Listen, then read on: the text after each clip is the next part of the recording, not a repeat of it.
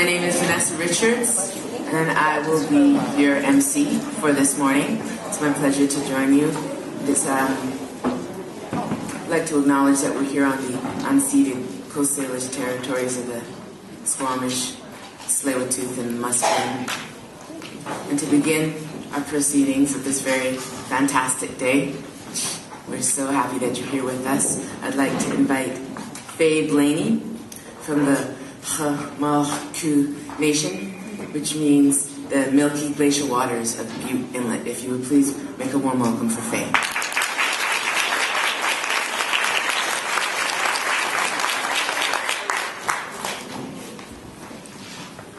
Thank you very much, and I really appreciate your effort to try to say that. I did tell her that Indian Affairs calls us Homalko, and that's not our name. Our name is Homalku. I wanted to speak to my origins in the territory. My paternal great-grandmother is from the Squamish Nation, and my maternal great-grandmother on one side is from Tsleil-Waututh, and another great-grandmother is from the Stolo Nation, and I have a grandmother from Sechelt. So there was a lot of interaction, engagement, community amongst the Coast Salish peoples prior to contact, prior to us being confined to our reserves and that entire colonization process that really hindered and restricted our way of life. I think in this discussion that we're engaging in today, it's very fitting to talk about the importance of acknowledging the territory that we occupy.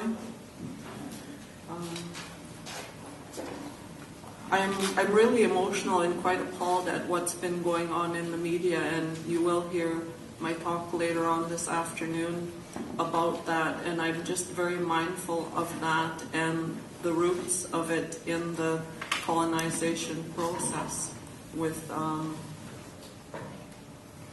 all of that confinement and imprisonment, restriction, the denial of our language, culture, and heritage, the theft of our children and of our resources, and now of our women. And for it to come full circle with the government and the law enforcement agency in this country closing ranks on us and putting the blame on our shoulders for what's going on with the missing and murdered Indigenous women. So at this time, I would like to call on those ancestors that I just spoke of to join us. And first I'll say a prayer in my language. Chichias, kukpas, shetegos, kolch ega tumultin stok, kol oftin uk, itim uftin stok, chegat uk kam chechehat uk kam nishtin aju. So I'm calling on those ancestors to come in today and join us and bring good medicine so that we have open hearts to hear what is going to be shared here today, and to help us to find solutions for the issue that we're here to address, which is the inclusion of women again in this country. We've been so marginalized as women as a whole, and so let's open our hearts today and hear what has to be said. And my hope is that we'll come away from this with good energy and some solutions to moving forward with the issues that are upon us, all my relations.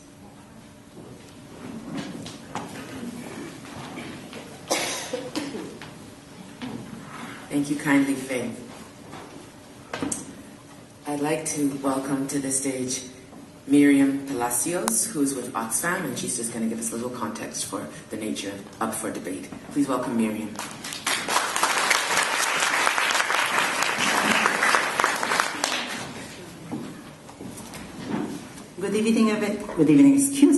Good morning, everybody. The day is done for me. First of all, I would like to welcome all of you and thank you for taking the time to join us on this important event.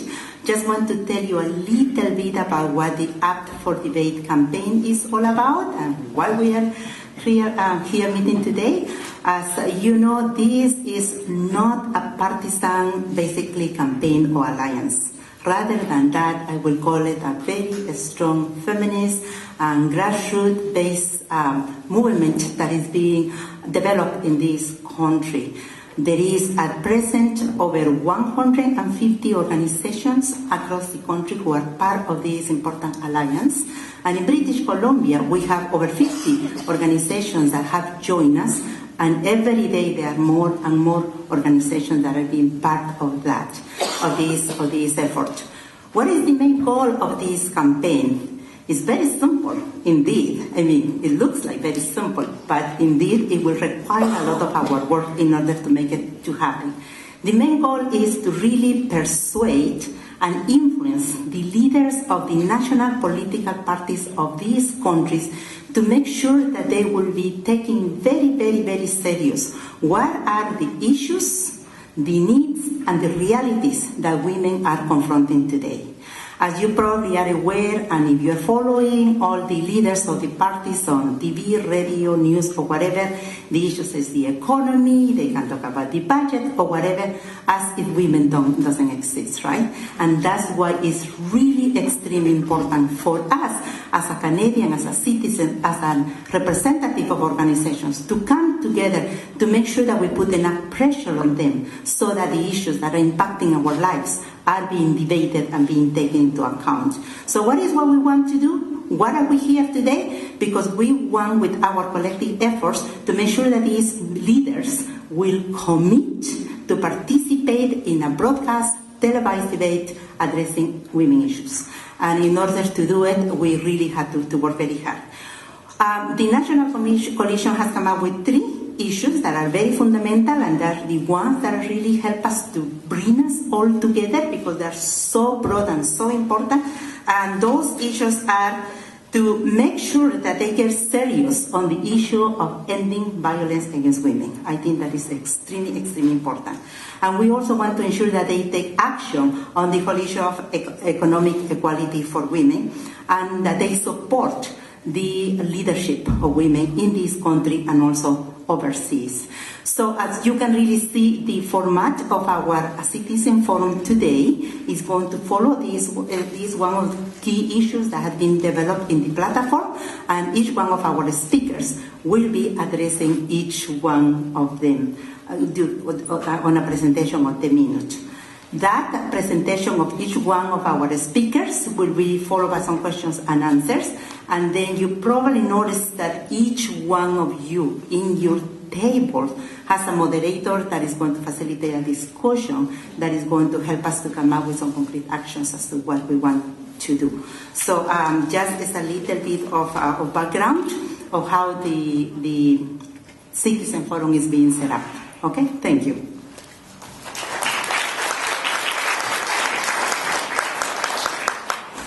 Thank you, Miriam.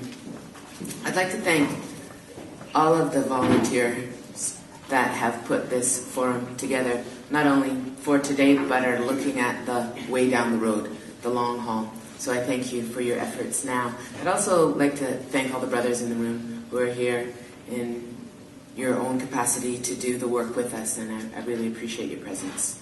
Thank you very much. So, ladies and gentlemen, so we also have a petition out at the front table that is going to call upon the governments to please make this national broadcast. And so before you leave out today, we want to make sure that you get a chance to sign that up.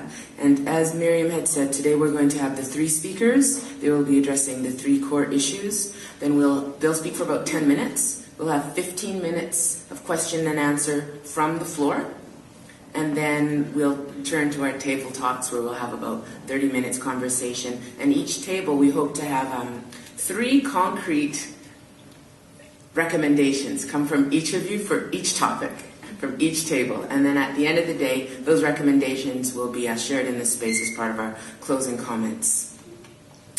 And why don't we begin with our first conversation on women's leadership. If you would please welcome Janet Austin, who is the CEO of the YWCA. Thank you very much. Thank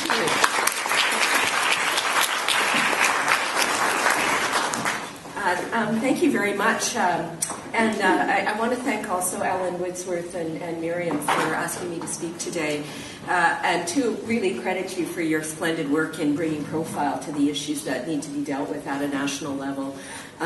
Certainly the three initiatives that you have laid out as being fundamental to up for debate: ending violence against women, advancing economic equality, and supporting women's leadership. Those are absolutely fundamental to the work of the YWCA, and we are very proud as an organization to support your work.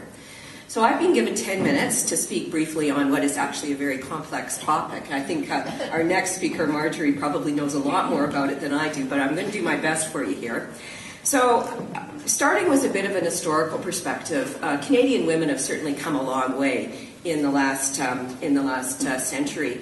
So, our equality rights were entrenched in the Canadian Charter of Rights and Freedoms in 1981, but not without a very well-organized last-minute campaign. We've also made tremendous progress in education, and women are now better educated than men. Women now comprise half the paid workforce in Canada and have moved into fields like medicine, law, financial services, and business in very large numbers. We've even made inroads, though not in as significant numbers, to some of the more entrenched bastions of muscular masculinity, the construction trades, policing, and firefighting. So, despite the challenges, we have made progress by many important measures, and certainly Canadian women enjoy a measure of legal equality that is not shared by most of the women in most of the countries around the world. But socially and culturally, we do still have a long way to go. So, as I think we heard, women continue to be underrepresented in political office, although we have seen some recent improvement. In BC, we now have about 30% of BC MLAs are women, which is quite a significant improvement over previous years. We now have 9 female deputy ministers out of a total, I think the total is about 22. There is a much greater critical mass of women in cabinet, and I think we are starting to see the impact of that in some of the recent decisions made provincially. There was an initiative just announced a number of weeks ago, which will actually provide support for single parents who are overwhelmingly women on income assistance. They will receive full funding for training in areas where there is a demand for jobs for a full year. They will also receive full support for transportation and childcare costs.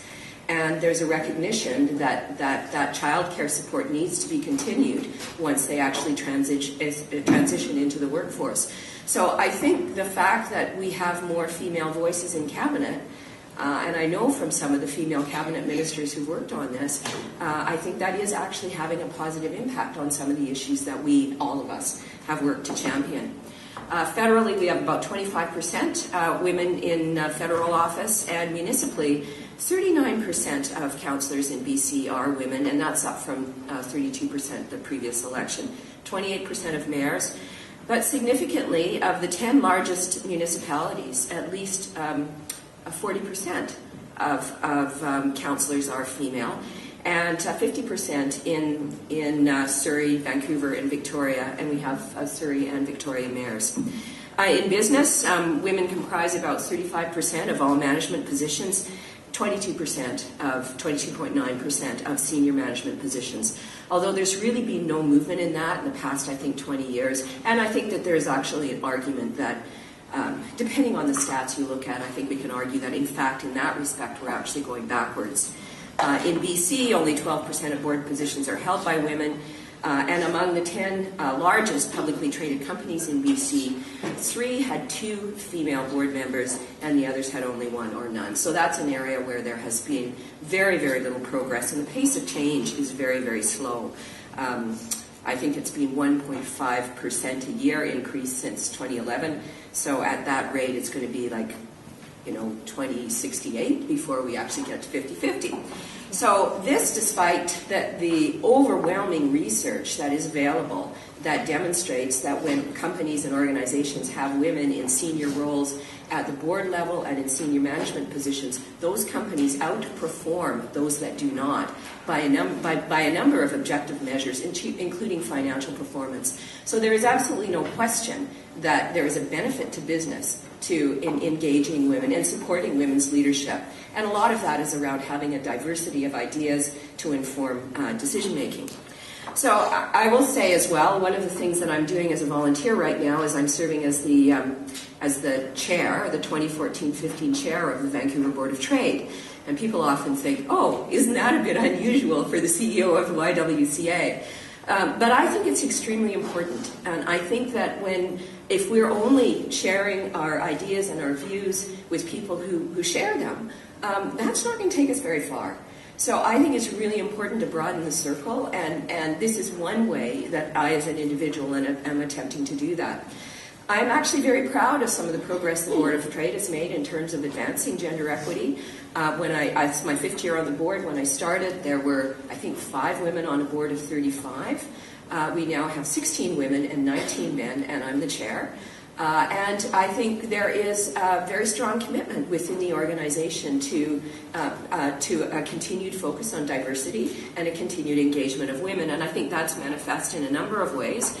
We've just approved, I think, a very aggressive agenda through our Women's Leadership Circle. That will include an annual Greater Vancouver survey to benchmark the representation of women in business.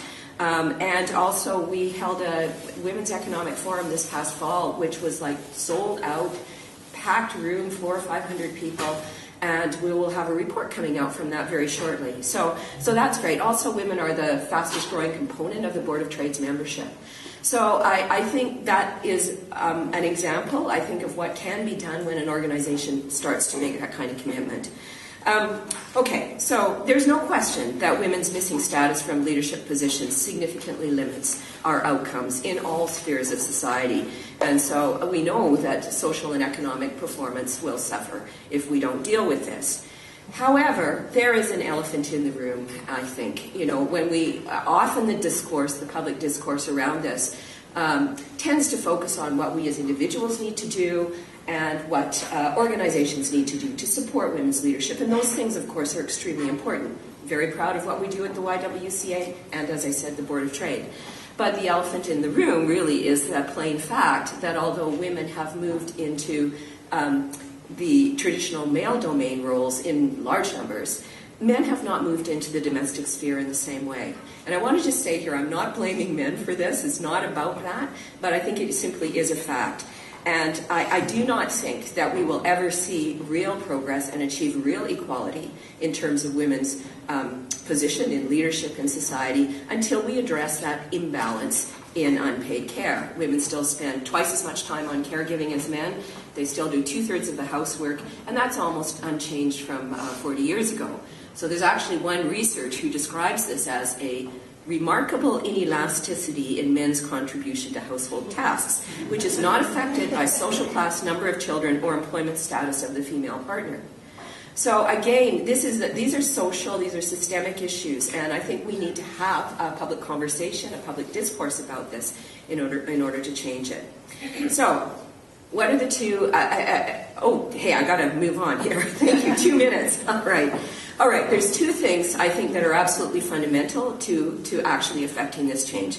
One is advancing a vision of universal childcare, and the other is pension and parental leave reforms that will incent men to play a stronger role in caregiving. So the benefits are obvious. I'm going to reference Quebec. I think we're all probably familiar with Quebec's $7 a day childcare program.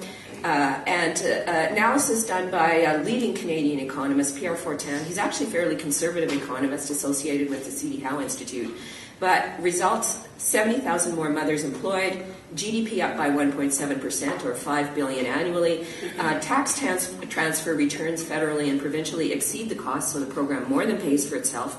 Labor force participation of single mothers up 22%, single moms on welfare down to 22% from 36%, and median real after-tax income up by 81%.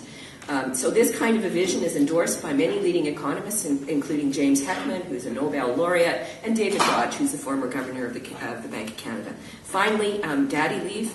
I think I think it's fairly well understood and well researched that when men play a role in caregiving, it's better for men themselves. They're healthier and happier. It's better for children, and it's actually better for society. But we know that a friend of mine, Tamara Vrooman, who runs Van City, she did a survey of staff around this and other issues, and found, and this is no surprise, that many young men who would like to participate more strongly in that caregiving role fear stigmatization, and they fear not being taken seriously.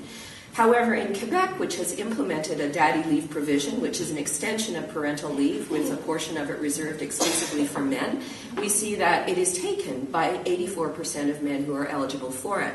What that does is it normalizes the caregiving role of men in society, and I think it will also help to remove some of the gender bias in hiring decisions. So, finally, women are completely integrated in Canada's formal economy, yet the rarely spoken but undeniable assumption is that they should continue to assume the primary responsibility for the caregiver role in families. I believe we need to challenge this. I think this is an opportunity for all of us to work together to challenge this and engage in a discussion about what some of the public policy reforms that I have referenced might do to help create greater equality in society to the benefit of our whole society, men and women together. Thank you very much.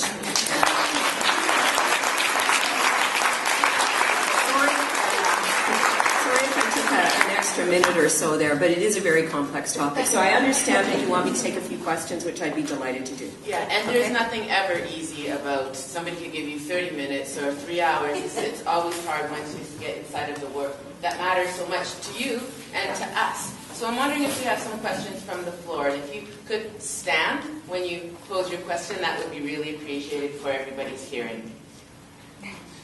Anything? Oh, yes. Can you stand so everyone can hear you, please?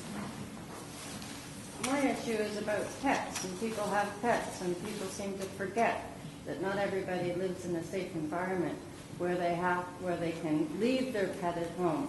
And many people are fleeing abuse in their car, and it's summer, and it's 90 degrees outside, and they can't go in and they can't get food because the food places say no pets. The health department says no pets. The animal control people say you tie your dog up, we're going to charge you a fine. Therefore, the people can't get food. The housing people say no accommodations because we have the right to say no pets. The people who have Work BC say no pets, but welfare tells you go there. Who cares whether your dog will live or die? Okay.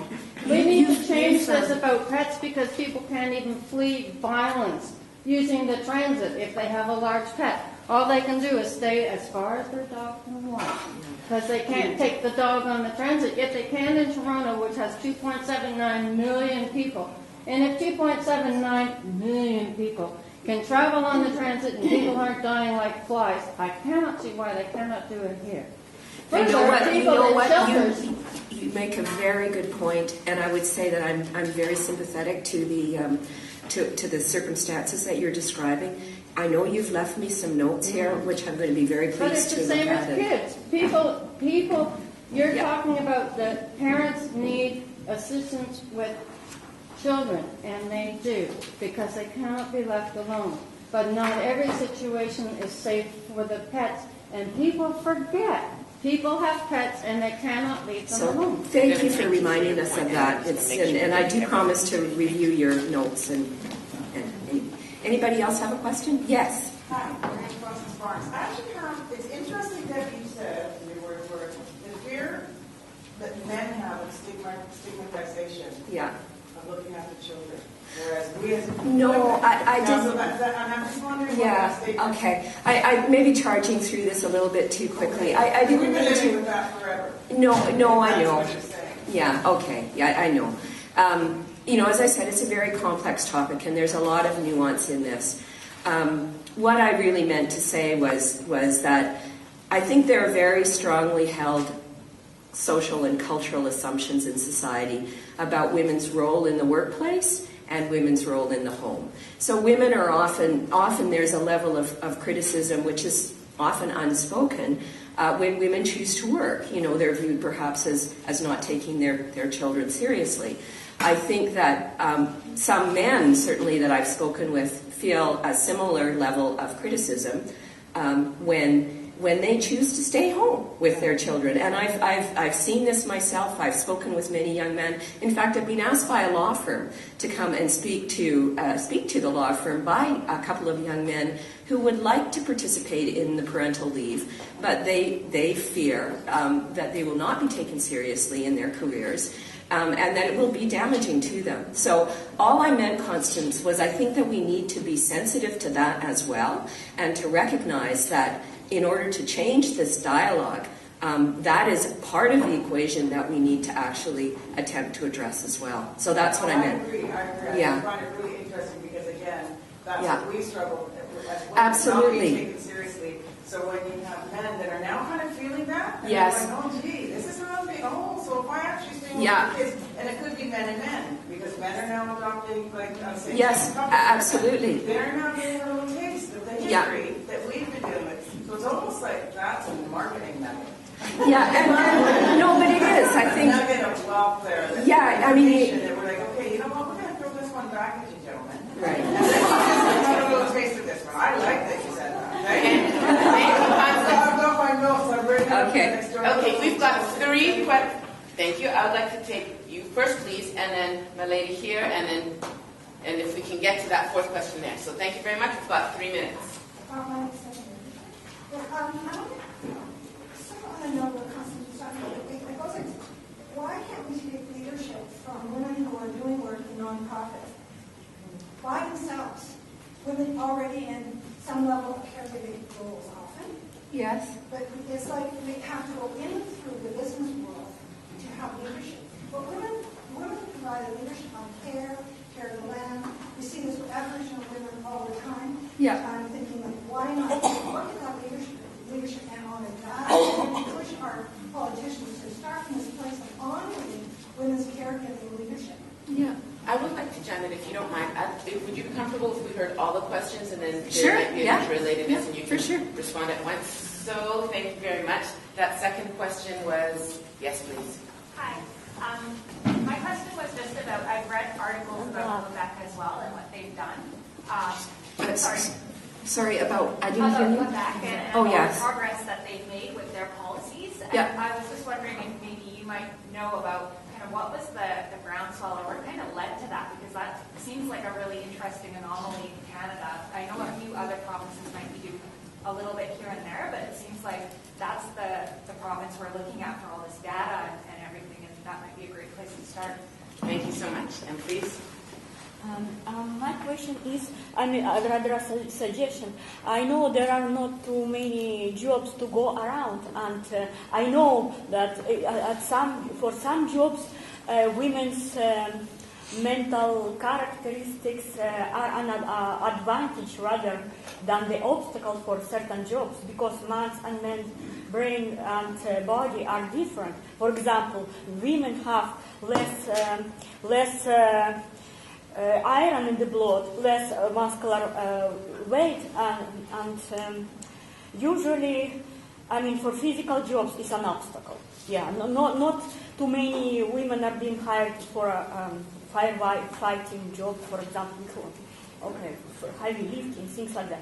My point is, I think because there are not enough jobs to go around, and anyway women participate more in domestic sphere than men do, I think we should make the point to retire women 5 years earlier than men, in order to ensure their the care of the family member is given. In Russia and Ukraine, in the former Soviet Union, women used to retire and still retire 5 years earlier than men do. And anyway, frequently for law and jobs, employers, doesn't matter, men or women, prefer to hire men for the job. So thank you for I prefer to be attended by, for example, dentist who is a woman, because women are more detail-oriented. So my suggestion is it in the plan to retire women 5 years earlier than men? Next question. Thank you. I'm going to make a suggestion. I hope this is okay with the organizers. If maybe we take 5 minutes off of our round table so we can get this last question in and give Janet an opportunity to make a response. If you could, and I'll ask from this moment on, please have your questions under 30 seconds. And after 30 seconds, I'm going to say, please keep that conversation to your table. So pardon me if I walk right up to you and say, I'm going to ask you to honor that. 30 seconds.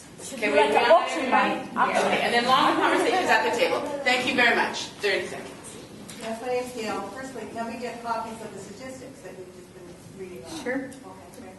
And just with the point to leadership and the nature of it. I think women's leadership is different than male leadership in many cases, in that we look at the corporate world as a form of leadership, but that women are providing leadership in all kinds of places, particularly in unions. Where, in fact, many of the changes to collective agreements have broadened because of the involvement of women in the leadership of unions. So I want to make that point. Yeah, absolutely. Very nice. Yeah. Thank you very much. Okay. All right. So I'm going to start then by responding to you and to say absolutely.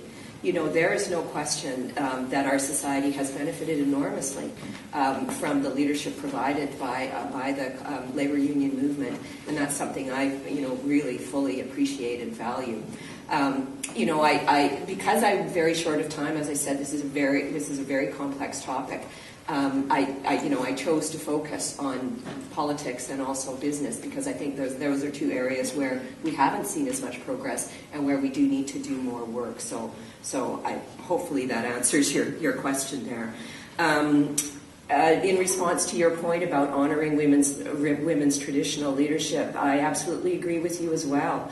You're absolutely right in saying that women have held key leadership roles in nonprofit organizations. I mean, the YWCA in our history, I think, is a fabulous example of that. My view, however, is that if we want things to change, we need to actually directly confront areas where there are challenges.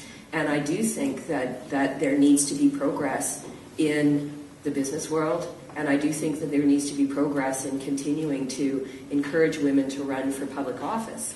So my comments really are not meant to say that these areas are more important. They're meant to say these are areas where I think there are opportunities right now to make some progress, and these are areas where we need to continue to encourage this progress to happen. There is a reality as well that governments tend to be influenced by leaders in the business community, and that is just a plain fact. And I think we see that manifest really at all levels of government. And so our ability to make change in society has a lot to do with our ability to influence people who are the drivers of that change. So if we can build support among the business community, I think that will actually have a positive impact on society overall. So that would be my answer there. A question about 5 years having women retire earlier than men. That's actually not something that I would agree with. And also, I mean, we've removed mandatory retirement age in Canada, so it's no longer mandatory to retire at 65. That would not be something that I would personally endorse. I think your point about the different qualities that men and women bring to the workplace is an interesting one. It's something that I think we need to be aware of. I would kind of frame that within that broader range of there's a diversity in its broadest sense means that we need to reach out and create an inclusive response, I guess, that is welcoming to the broader range of diversity. So gender diversity is part of that, ethnic and cultural differences in the way people think and make decisions. So by engaging people who have different perspectives, different life experience, I think that we will, in fact, make better decisions in our organizations and in society overall. And then the final question, I think, was around Quebec. I think Quebec is very interesting within Canada. I think a lot of the success I think that Quebec has achieved in the initiatives that I mentioned comes from very strong cultural. It is a very strong culture, that has, I think, a stronger sort of deeply entrenched social values, and so I think it also is a culture where there is a higher level or a greater level of public debate on these issues. One of the things that concerns me about Canadian society generally is that what I would characterize as the low level of political and economic literacy in our country. And you see that play out in election campaigns where it's very difficult for people to engage in thoughtful and nuanced discussions of issues which are really very complex. Things tend to be simplified to the point that it doesn't do any of us a service, right? So how do we actually address that? The more I've thought about that, the more I think it is important to start introducing more of a focus in our school system around what used to be called, civics. So start to educate young people earlier about basic economic concepts. I mean, it always surprises me the confusion that people seem to have over the basic differences between between debt and deficit. People don't understand the difference between debt and deficit. So it's very difficult to actually engage in a nuanced discussion when those basic concepts aren't broadly understood. So that's a bit of a worry. And she's just given me the word here that I have to stop talking, so we're going to have to... Are you an economist? Sorry? Are you an economist? I'm not an economist. We have people who are much better equipped to actually address these questions than me in the room. But I do think it's important for us as a society to try to raise the level of political understanding and economic awareness generally. But yeah, I gotta go.